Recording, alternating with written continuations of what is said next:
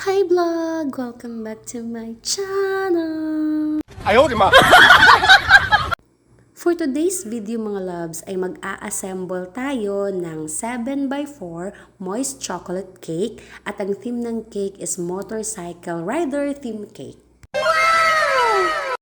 First time kong gagawin itong theme ng cake na ito mga loves. Tapos yung topper and details ng cake is all edible pa.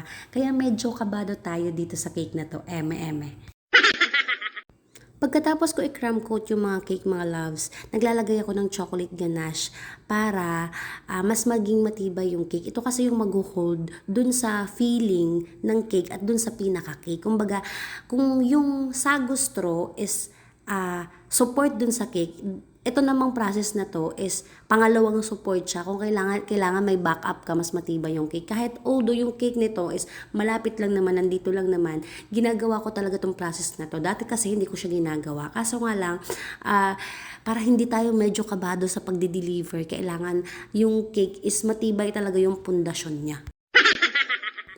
Tapos mga loves, pagkatapos mong ilagay yung chocolate ganache, isa-set mo muna siya sa ref for kahit mga 5 minutes lang.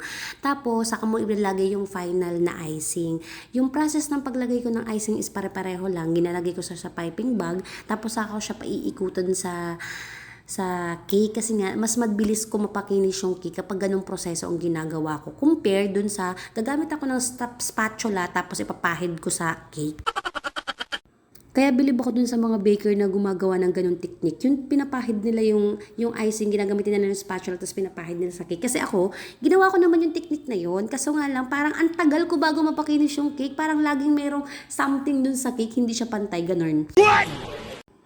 Grabe yung motorcycle topper na ginawa ko dito. Kasi nag-start ako ng 8 p.m. natapos ako ng 6 a.m. ng umaga. Kasi nga, 3 beses ko siya inulit. Kasi hindi ako makontento dun sa outcome ng ginagawa ko, parang hindi siya pantay, ganon. So, 3 beses ko lang naman siya inulit, kaya naabot ako ng 6 ng umaga. Di ba? Di wow! Ayan na siya.